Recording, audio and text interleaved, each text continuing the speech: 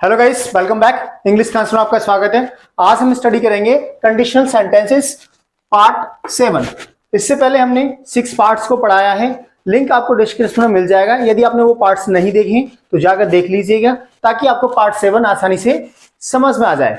इस तरह के कंडीशनल सेंटेंसेस में होता क्या है, हम सपोज करते हैं, सपोजिशन करते हैं कि मान लो कि ऐसा हो, यानी मान लो आप राजा बन जाओ, मान लो आपकी शादी हो जाए तो क्या करोगे।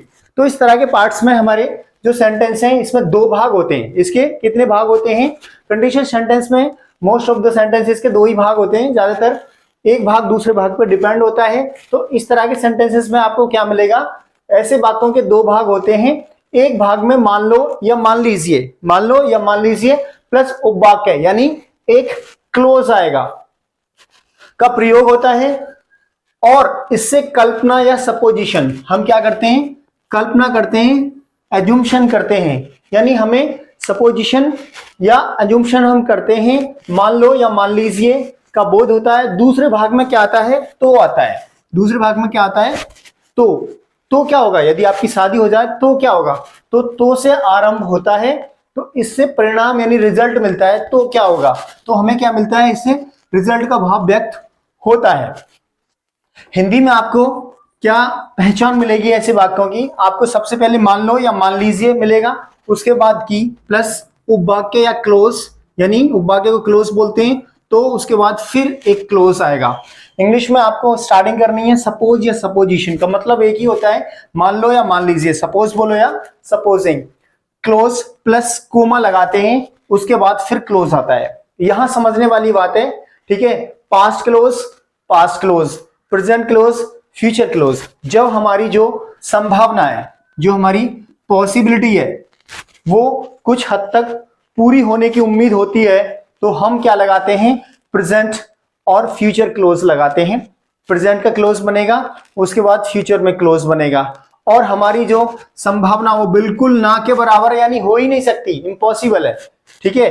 आपका प्रधानमंत्री बनना इम्पॉसिबल है बाय चांस, तो आप उम्मीद कर रहे हैं, तो उसमें हम पास्ट क्लोज के यूज करेंगे। ये समझते हैं हम इस तरह के सेंटेंसेस में, ये ध्यान रखना होता है। और बाकी आपको सेंटेंसेस समझ में आ जाएगा। समझने की कोशिश करते हैं। पहला सेंटेंस है, मान लो कि मरे हुए जी जाएं, यानी जीवित हो जाएं तो क्या होगा। तो पहला वाक्य क्या होगा, मान लो कि मरे हुए जी जाएं। एक पहला वाक्य यहां तक हो गया, दूसरा वाक्य तो आ गया, तो क्या होगा। इस तरह के वाक्य में तो क्या होगा, तो बड़ा मुश्किल है, यानी मरे हुए जीवित हो जाएं तो बड़ा मुश्किल है। तो इस तरह से हम क्या बोलेंगे, पास्ट क्लोज और पास्ट क्लोज इसमें हम यूज करेंगे।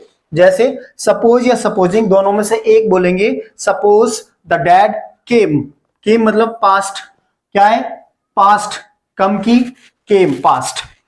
केम back to the life. Supposing या suppose dead came back to the life, मान लो कि मरे हुए जी जाएं तो क्या होगा। तो क्या होगा, व्हाट वुड हैपन। तो विल की सेकंड फॉर्म क्या होती है, वुड, यानी मान लो कि मरे हुए जी जाएं तो क्या होगा। Supposing the dead came back to the life, what would happen. मान लो मरे हुए जी जाएं तो क्या होगा।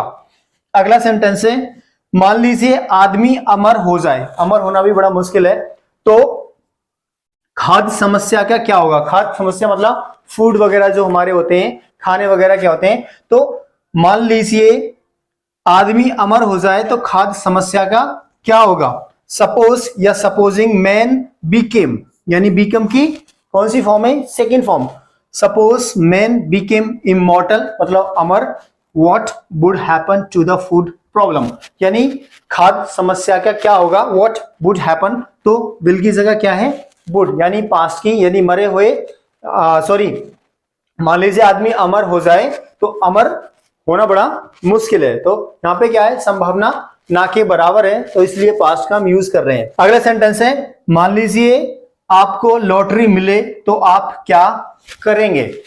तो सेंटेंस है, supposing you von a lottery, what would you do.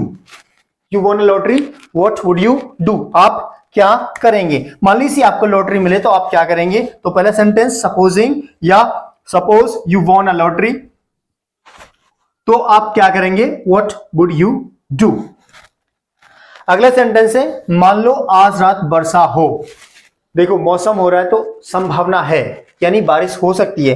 तो इस कंडीशन में हम प्रेजेंट और फ्यूचर यूज करते हैं, प्रेजेंट और फ्यूचर। मान लो आज रात वर्षा हो तो क्या करोगे, supposing it rains, it rains present, supposing it rains tonight, मान लो आज रात वर्षा हो तो व्हाट विल यू डू। अब यहां पे वुड नहीं आया, क्यों, क्योंकि वर्षा हो सकती है। इस कंडीशन में आप यूज करते हैं प्रेजेंट और फ्यूचर क्लोज का। प्रेजेंट क्लोज मान लीजिए सपोजिंग वाले में, और फ्यूचर क्लोज इसमें। मान लो आज रात वर्षा हो तो क्या करोगे, supposing it rains tonight, what will you do, आप क्या करोगे। तो गाइस यही आज की हमारी क्लास थी। यदि आपको क्लास अच्छी लगी हो तो वीडियो को लाइक करें, चैनल को सब्सक्राइब करें और अपने दोस्तों में शेयर भी करें। Thanks for watching English constant. Thank you very much.